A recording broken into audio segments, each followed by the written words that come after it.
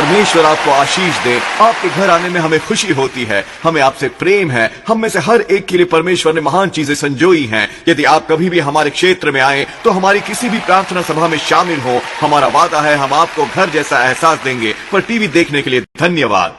मैं हमेशा हंसने हंसाने से शुरू करना चाहता हूं। मैंने इन 3 लोगों के बारे में सुना, एक रशियन, एक अमेरिकन और एक ब्लॉन्ड, और वो आपस में बात कर रहे थे। रशियन ने बहुत गर्व से कहा, अंतरिक्ष में हम पहले थे।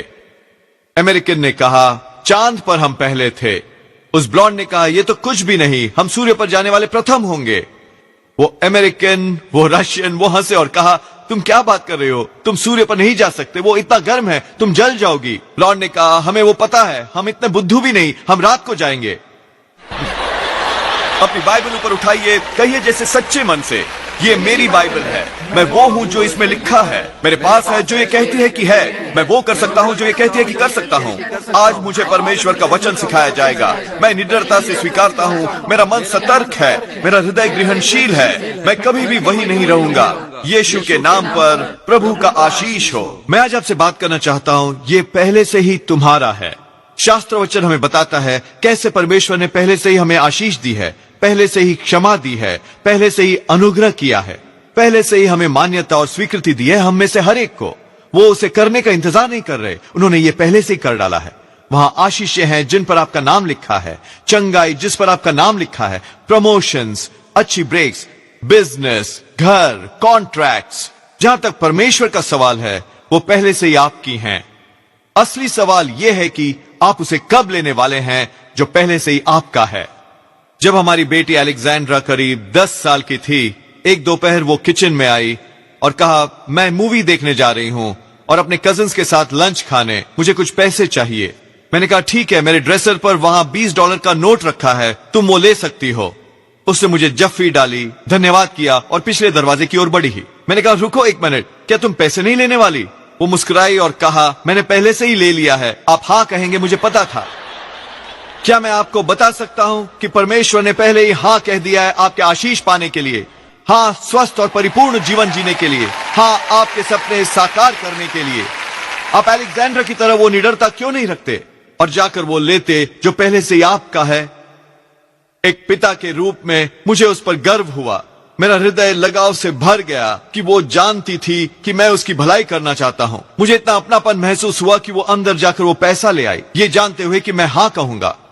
क्या हो यदि हम विश्वास करें कि हमारे स्वर्गीय पिता हमसे इतना प्रेम करते हैं, कि हम में इतनी निर्भीकता हो, इतना आत्मविश्वास हो कि हम जाकर वो ले लें जो पहले से ही हमारा है। वहां अनुग्रह आपके नाम का, वो पहले से ही आपका है। भजन लेखक कहता है, परमेश्वर ने तुम्हें अनुग्रह का मुकुट पहनाया है। यहाँ ये नहीं लिखा कि वो एक दिन करने वाले हैं, उन्होंने ये पहले से ही कर डाला है। क्या आप इतने निडर हैं कि जाकर अपना मुकुट लें, खुद को राजा की तरह पेश करें, एक रानी की तरह, विश्वास से भरे, सुरक्षित, ये जानते हुए कि आप अपनी तरह के एक हैं, एक मास्टरपीस, भय सहित और अद्भुत रीति से बनाए गए। अपना पूर्ण जीवन न गुजार दें, उस मुकुट को वहीं शेल्फ पर रखें, ये सोचते, ओ मुझे कभी अच्छी ब्रेक्स नहीं मिलेंगी, मैं कभी आगे नहीं बढ़ूंगा। परमेश्वर ने पहले से ही हाँ कह दिया है। उस हारी हुई मानसिकता से छुटकारा पाएं। जाइए अपना मुकुट लीजिए। आप पर परमेश्वर का अनुग्रह है, आशीषें आपके पीछे लगी हैं, भलाई और कृपा आप जहां जाते हैं आपके पीछे आती है। जब आप में ये निर्भीकता आती है उसे पाने को जो आपका है, आप अपने भाग्य के एक नए स्तर पर कदम रखेंगे। परमेश्वर ने यिर्मयाह से कहा था, इससे पहले कि तूने अपनी मां की कोख में करवट ली, मैंने तुझे मान्य ठहराया और स्वीकार किया। कुछ लोग अपना पूरा जीवन गुजार देते हैं अप्रूवल प्राप्त करने की कोशिश में, ताकि वो अपने बारे में अच्छा महसूस कर सकें। वो सोचते हैं कि अगर उन्होंने काफी मेहनत की, उन्हें काफी सफलता मिलती, सही पड़ोस में वो रहते, किसी व्यक्ति को यकीन दिला सकते कि उन्हें पसंद करें, फिर वो खुश हो सकते थे। अच्छी खबर यह है कि आप पहले से ही अप्रूव्ड हैं। किसी चीज के लिए काम करना छोड़ दें जो पहले से ही आपके पास है। आप इसे पाने का इंतजार नहीं कर रहे। यदि आपको अच्छा खासा मिले, यदि आप 20 पाउंड वजन घटा लें, यदि आपके सही दोस्त हों, नहीं, परमेश्वर ने पहले से ही आपको अप्रूव किया है। जो परमेश्वर ने आपको रचा, बिल्कुल वैसे ही जैसे उन्होंने यिर्मयाह के साथ किया, उन्होंने तुम्हारी ओर देखा और कहा, यह अच्छा है, एक और मास्टरपीस। अब भयभीत होकर न जिए, असुरक्षित लोगों की खुशामदी में उन्हें यह यकीन दिलाने की कोशिश करना कि आपके मित्र बने। यदि वो आपका दोस्त नहीं बनना चाहते तो उन्हें जाने दीजिए। ये उनका नुकसान है, आपका नहीं। आपको उनका अप्रूवल नहीं चाहिए, आपके पास सर्वशक्तिमान परमेश्वर का अप्रूवल है। एक आजादी मिलती है जब आप जान लेते हैं मैं इसका इंतजार नहीं कर रहा, मैं इसे पाने की उम्मीद नहीं कर रहा, मैं लोगों को इसके लिए बातों से वर्गला नहीं रहा, और मैं पहले से ही स्वीकृत हूं, अप्रूव्ड हूं, मुक्त हूं, क्षमा किया गया हूं। संसार का रचयिता मुझे बुलाता है एक मास्टरपीस। पौलुस ने इफिसियों में कहा कि परमेश्वर ने आशीष दी, फिर से अतीत में वो उसे करने के बारे में सोच नहीं रहे, उन्होंने पहले से ये कर दिया है। अब आप शायद आशीषित न महसूस करें, आपका अकाउंट शायद ये न कहता हो कि आप आशीषित हैं, बिजनेस शायद धीमी हो। आसान है ये सोचना जब मैं देखूंगा तब मैं विश्वास करूंगा, पर विश्वास इससे बिल्कुल उलट है। आपको इस पर विश्वास करना पड़ेगा, फिर आप इसे देखेंगे। बजाय इसके बारे में बात करने के कि ये कितना बुरा है, ऐलान करने लगे मैं आशीषित हूं, मैं समृद्ध हूं, मैं सर हूं, पूंछ नहीं, मैं उद्धार देता हूं, लेता नहीं। आपको बात करनी होगी जैसे आप आशीष प्राप्त हैं, सोचना होगा जैसे आप आशीषित हैं, चलना जैसे आशीषित हैं, व्यवहार करना जैसे आशीषित हैं, जीना होगा जैसे आप आशीषित हैं। वही आशीषों को एक्टिवेट करता है, न कि घसीटते रहना। कोई पूछता है कैसे हैं आप? खैर मैं बस जी रहा हूं, सचमुच हालात बहुत खराब हैं पर मुझे प्रभु का आनंद प्राप्त है। नहीं, आपको अपने चेहरे को सूचित करना होगा, मुस्कुराना होगा, अपने कंधे सीधे करने होंगे, अपना सर ऊपर उठाना होगा, आत्मविश्वास से चलना होगा। आप परम प्रधान परमेश्वर की संतान हैं, आपके अंदर शाही खून है, आप जीवन में राज करने को बने हैं। अब आपको अपनी भूमिका निभानी होगी और जाकर उसे लाना होगा जो पहले से ही आपका है। जाइए जाकर सपने लाइए, जाइए जाकर बहुतायत लाइए, जाइए जाकर अपना स्वास्थ्य लाइए, जाइए जाकर विजय लाइए, उस पर आपका नाम लिखा है। खैर जोएल, मैं अनुग्रह के लिए प्रार्थना करता रहा हूं, मैं परमेश्वर से मांगता रहा हूं कि मुझे आशीष दे। नहीं, यहां है कुंजी। आपको किसी ऐसी चीज के बारे में प्रार्थना करने की जरूरत नहीं जो पहले से ही आपके पास है। आप ऐसा व्यवहार करें जैसे ये सच है। हम हमेशा अभिषेक प्राप्त महसूस नहीं करते, पर मैं जानता हूं परमेश्वर ने पहले से ही हमारा अभिषेक किया है, उन्होंने पहले से ही हमें लैस और सशक्त किया है। मैं कभी ये नहीं कहता प्रभु कृपया अपना अभिषेक मुझे दें, मैं हमेशा कहता हूं प्रभु धन्यवाद कि आपने मेरा अभिषेक किया है, धन्यवाद कि मैं सक्षम हूं। आपको शायद आशीषित महसूस न हो, विश्वासपूर्ण या शक्तिशाली या टैलेंटेड, पर उस जाल में न फंसे और जीवन से गुजरे मैं बेचारा वाली मानसिकता लेकर परमेश्वर के साथ सहमत हो जाएं। परमेश्वर कहते हैं तुम आशीषित हो, तुम शक्तिशाली हो, तुम टैलेंटेड हो, तुम विजयी हो। ये नहीं कि एक दिन होंगे, ये भी नहीं कि धीरे धीरे होगा। परमेश्वर पहले से ही आपको आशीष दे चुके हैं, उन्होंने पहले से ही आपको विजेता से कहीं अधिक बना दिया है, उन्होंने पहले से ही आपको अनुग्रह का वो मुकुट पहनाया है। परमेश्वर ने इजरायलियों से कहा था कितनी देर तुम इंतजार करने वाले हो उस प्रदेश पर अधिकार करने से पहले जो पहले से ही मैंने तुम्हें दे रखा है। परमेश्वर ने पहले से ही उन्हें उस प्रदेश की प्रतिज्ञा दी थी, उस पर उनका नाम लिखा था। परमेश्वर कह रहे थे कब तुम जाकर उसे लेने वाले हो जो पहले से ही तुम्हारा है। मेरा प्रश्न है कितनी देर तुम इंतजार करने वाले हो इससे पहले कि तुम अपना अनुग्रह का मुकुट पहनो? कितनी देर तुम इंतजार करने वाले हो इससे पहले कि तुम विश्वास करने लगो कि तुम आशीषित हो, स्वस्थ हो और मजबूत और टैलेंटेड हो, लैस हो, अपनी तरह के एक हो? ये आपका दौर है, ये आपका पल है। भविष्यवक्ता योएल ने कहा जाग उठो हे बलवान पुरुषों, जाग उठो हे बलवान स्त्रियों, उन्हीं की ओर मैं देख रहा हूं। तुम्हें उस शंका को झाड़ फेंकना होगा, उस डर, उस भय को, और जाकर उसे लाना होगा जो आपका है। इजरायलियों की तरह ही परमेश्वर ने आपके हृदय में प्रतिज्ञा डाली है, उन्होंने सपने बोले हैं। शायद कुछ बातें जो आपने किसी को नहीं बताया था इतनी बड़ी लगे, इतनी अनहोनी लगे। आपको नहीं लगता कि आप में टैलेंट है, वो कनेक्शंस हैं, शायद आप में ना हो पर परमेश्वर के पास है। उन्होंने उस सपने पर पहले से ही आपका नाम लिखा है, उन्होंने पहले से ही आपका नाम उस गीत पर लिखा है, उस मूवी पर, उस किताब पर जो आप लिखना चाहते थे। आपका नाम पहले से ही उस बिजनेस पर है, वो चैरिटी जो आप शुरू करना चाह रहे थे, वो दंपति जो एक बच्चे के लिए विश्वास कर रहे थे, उत्साहित हो, वहां एक बच्चा है जिस पर आपका नाम लिखा है। कुंवारे लोगों, वहां एक पति है, एक पत्नी है जिन पर आपका नाम लिखा है। दाऊद ने कहा परमेश्वर ने आशीषें संग्रह करके रखी हैं उनके लिए जो परमेश्वर से प्रेम करते हैं। आपको कोई अंदाजा नहीं उन कमाल की चीजों का जो परमेश्वर ने आपके लिए संग्रह करके रखी हैं। मेरी चुनौती है कि उन्हें गोदाम में ही न रहने दें। निर्भीक बने और विश्वास करें कि आप अत्यधिक अनुग्रहित हैं, विश्वास करें कि आप पूर्णतः सक्षम हैं, विश्वास करें कि आप वो सब बन सकते हैं जो बनने को परमेश्वर ने आपको रचा है। यही अब्राहम को करना पड़ा था। 20 साल पहले उसके बच्चा होने के परमेश्वर ने उससे कहा था अब्राहम मैंने तुझे कई जातियों का पिता ठहराया है। परमेश्वर ने यह भूतकाल में कहा, पिता ठहराया है, जैसे पहले से ही हो चुका है। उस पूरे समय उसका एक भी बच्चा नहीं था। अब्राहम ने सोचा होता, प्रभु आप क्या बात कर रहे हैं, मैं एक पिता नहीं हूं, मेरे कोई बच्चे नहीं हैं। दूसरे शब्दों में जोएल, मैं आशीषित नहीं हूं, मैं स्वस्थ नहीं हूं, मैं शक्तिशाली नहीं हूं। वो बातों से खुद को बरगला सकता था, पर उसने विश्वास करना चुना। जब परमेश्वर कहते हैं तुम आशीषित हो, तो उसका अंदाजा लगाने की कोशिश मत करो, बस कहो प्रभु मैं तुमसे सहमत हूं, मैं आशीषित हूं। परमेश्वर आपको समृद्ध कहते हैं, जाकर अपना बैंक अकाउंट न चेक करें, जाकर स्टॉक रिपोर्ट न देखने लगे, बस कहें प्रभु मैं आपसे सहमत हूं, मैं समृद्ध हूं। परमेश्वर कहते हैं वो आपका स्वास्थ्य पुनः बहाल कर रहे हैं, तुम जियोगे और मरोगे नहीं। मेडिकल रिपोर्ट शायद इससे उलट कहे, कोई बात नहीं। अब्राहम को भी ऐसा ही महसूस हुआ था, बस कहे प्रभु अगर आप ऐसा कहते हैं मैं सहमत हूं, मैं शक्तिशाली हूं, मैं स्वस्थ हूं, मैं जीऊंगा मरूंगा नहीं। जब आप परमेश्वर से सहमति बनाते हैं तो यही उन्हें उन आशीषों को मुक्त करने पर बाध्य करता है जो उन्होंने संजो रखी हैं। शास्त्र वचन में कुछ इस तरह लिखा है, परमेश्वर की सभी प्रतिज्ञाएं हां हैं और आमीन।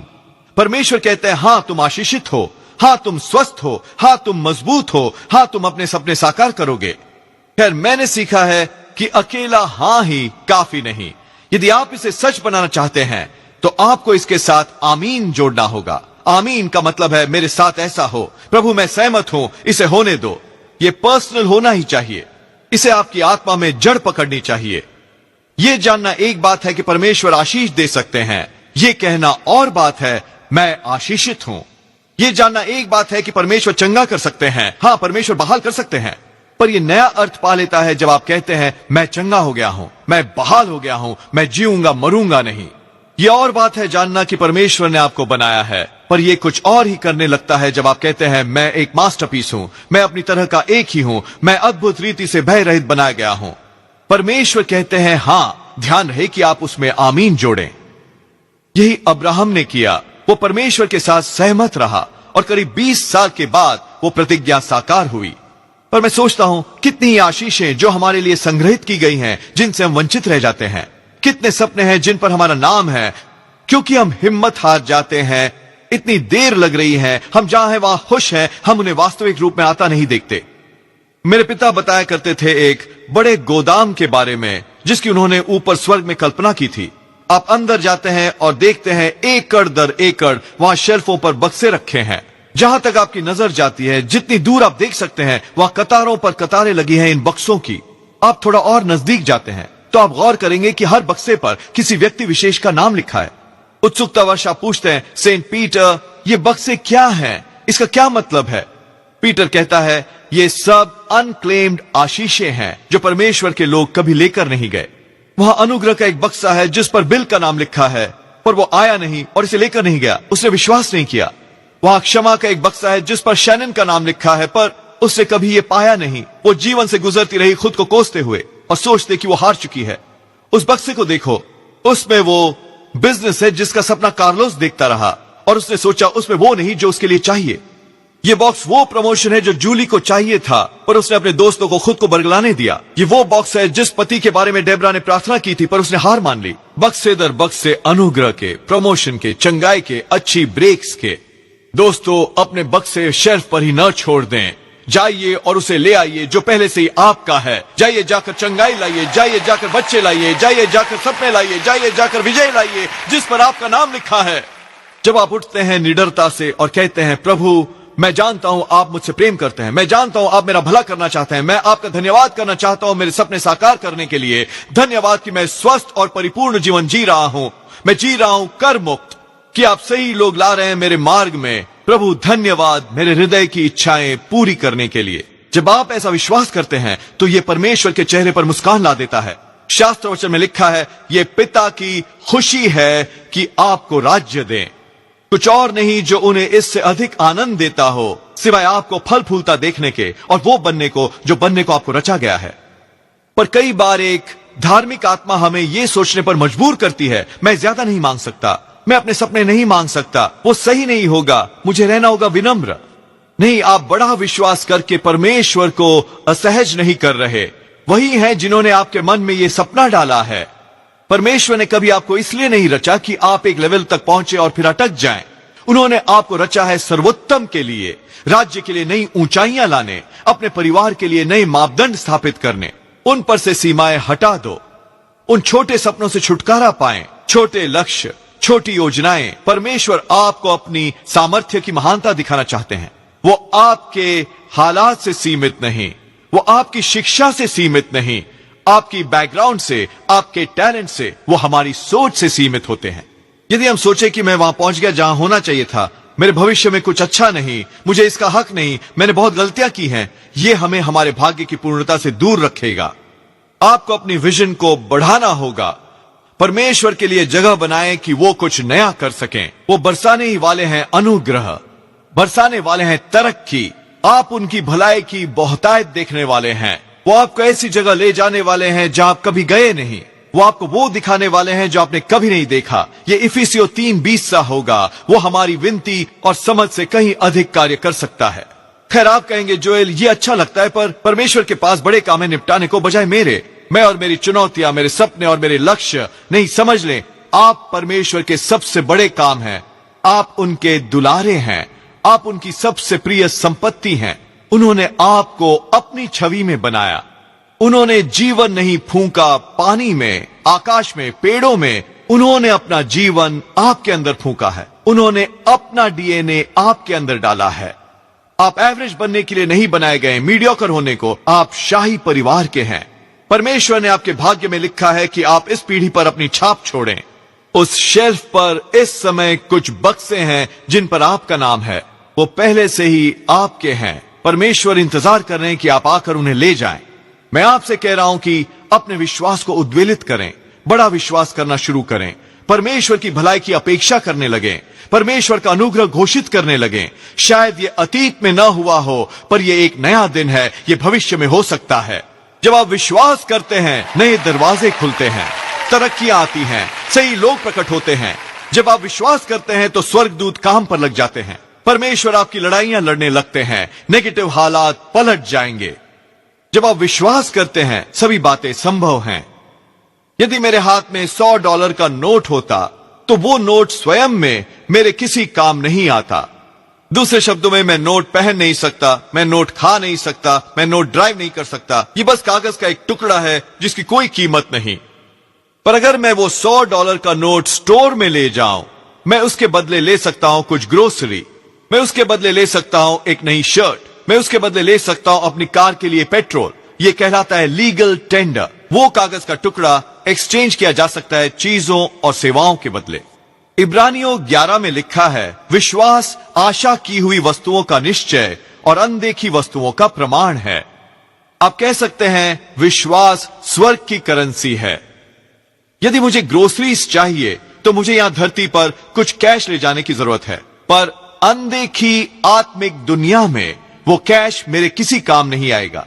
जो पदार्थ मुझे चाहिए उस अनदेखे संसार में कि परमेश्वर को कार्यरत कर सके, वो है विश्वास।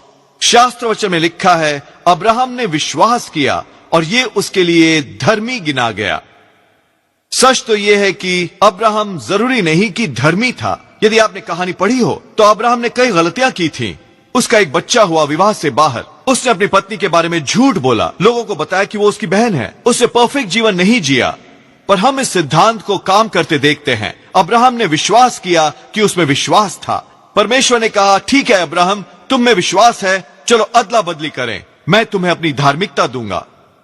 यदि हमें चुनना पड़े, और हम नहीं चुनते, यदि हमें चुनना पड़े पैसे से अमीर होना या विश्वास में अमीर होना, तो मैं हमेशा विश्वास चुनूंगा। क्योंकि जब आप में विश्वास होता है, आप उनसे जुड़े रहते हैं जो संसार पर राज्य करते हैं। आप उस परमेश्वर से जुड़े होते हैं जो सब कुछ कर सकते हैं। जब आप में विश्वास होता है, परमेश्वर बरसाते हैं बहुतायत, आपको विस्फोटक आशीष देते हैं, आशीषें जो आपको नए स्तर पर धकेल देती हैं। परमेश्वर आपको एक कॉम्पैक्ट सेंटर दे सकते हैं जैसे उन्होंने हमें दिया। वो आपको वहां ले जा सकते हैं जहां आप अपने बूते नहीं जा सकते थे। बदले में चाहिए विश्वास। जब आप कहते हैं, प्रभु मैं विश्वास करता हूं जो आपने प्रतिज्ञा की है कि मेरी संतान इस धरती पर बलशाली होंगी, मैं मानता हूं ये उस हर बात को पीछे छोड़ देगा जो मैंने किया है। परमेश्वर कहते हैं, ठीक है, तुम में विश्वास है, मुझे अपने बच्चों पर श्वास लेने दो, मुझे ये साकार करने दो। प्रभु मैं विश्वास करता हूं कि आप इस बीमारी से कहीं महान हैं। मेडिकली कहा जाए तो मुझे कोई रास्ता दिखाई नहीं देता, पर परमेश्वर मैं जानता हूं अंतिम निर्णय आप ही का होता है, और आपने कहा है कि मेरी दिनों की संख्या आप पूरी करेंगे। आपने कहा है जब अंधेरा छाता है तो धर्मी प्रकाश अंदर आता है जोर के साथ। तो प्रभु मैं मानता हूं आप मेरे चंगाई दाता हैं। परमेश्वर कहते हैं ठीक है, तुम में विश्वास है, चलो एक्सचेंज करें, मुझे चंगाई देने दो, बहाली देने दो, मुझे वो करने दो जो दवाइयां नहीं कर सकती। प्रभु मैं विश्वास करता हूं आप वो प्रॉपर्टी मुझे दे सकते हैं, वो नई बिल्डिंग मेरी बिजनेस बढ़ाने के लिए। वास्तविकता में मैं ये नहीं देख सकता, पर प्रभु मैं जानता हूं आप कुछ भी कर सकते हैं। परमेश्वर कहते हैं ठीक है, तुम में विश्वास है, मुझे कुछ नए दरवाजे खोलने दो, तुम्हारे पक्ष में मुझे चीजें अरेंज करने दो, मुझे सही लोगों को तुम्हें पसंद करने को लगाने दो। विश्वास वो है जो आपको चाहिए परमेश्वर की भलाई के बदले, उनकी आशीषों, उनके अनुग्रह के बदले।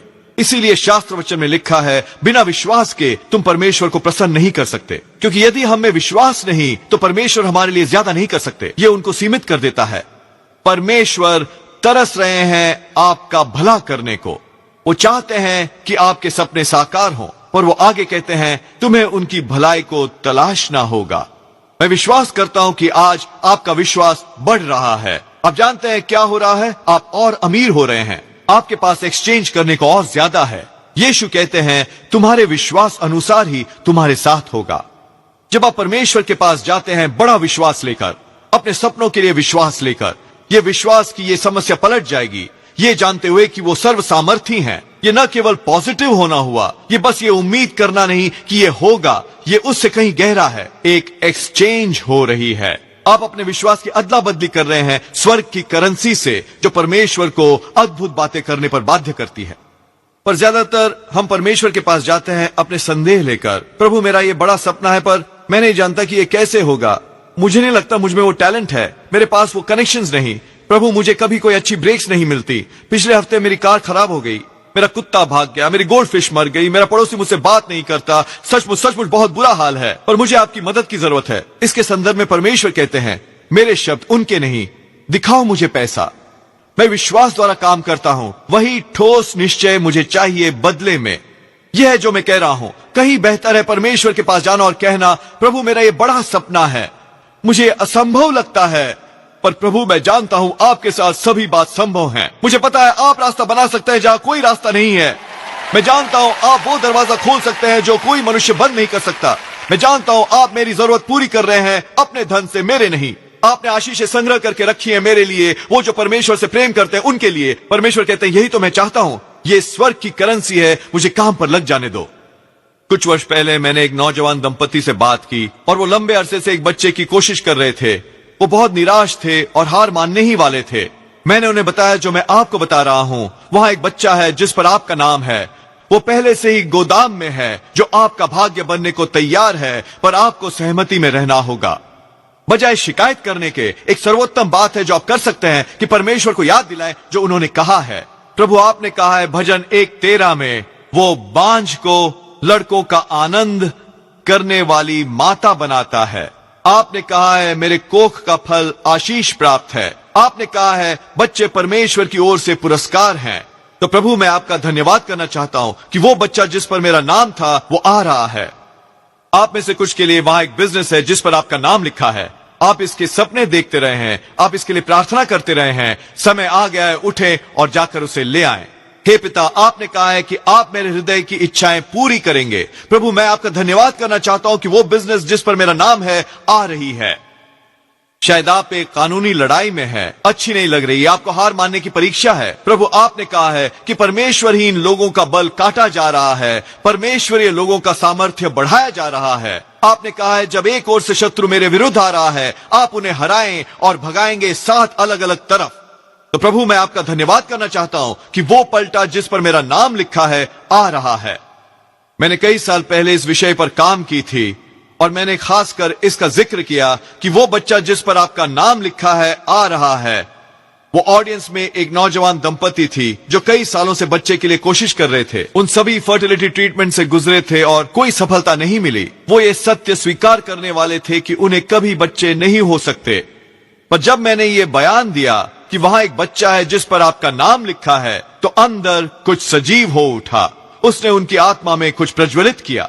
उस दिन वो गए ये जानते हुए कि परमेश्वर नियंत्रण रखे हैं और किसी तरह हम अभी भी इसे साकार कर सकते हैं। 4 घंटे बाद सर्विस के ठीक बाद उन्हें एक फोन आया अनपेक्षित, एक और स्टेट के उनके एक बिजनेस मैनेजर से, उनसे पूछते हुए कि क्या वो इंटरेस्टेड होंगे एक बच्चा अडॉप्ट करने में जो पैदा होने वाला था। कई साल पहले उन्होंने एक सपना देखा था कि उनका एक सुनहरे बालों वाला, नीली आंखों वाला बेबी बॉय होगा।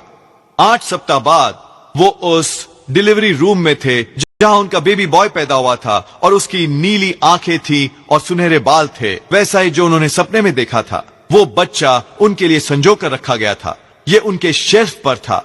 आपको जाकर उसे लाना होगा जो पहले से आपका है। कोई भी पैकेट अपने गोदाम में न रख छोड़ें। मैं लालची नहीं होना चाहता, मुझे वो सब चाहिए जिस पर मेरा नाम लिखा है। दोस्तों, चंगाई आपकी है। बच्चे जो प्रदेश में बलवान होंगे आपके हैं। एक खूबसूरत कर्ज मुक्त घर आपका है। आनंद, शांति, सुख और बहुतायत, उधार देना न कि लेना आपका है।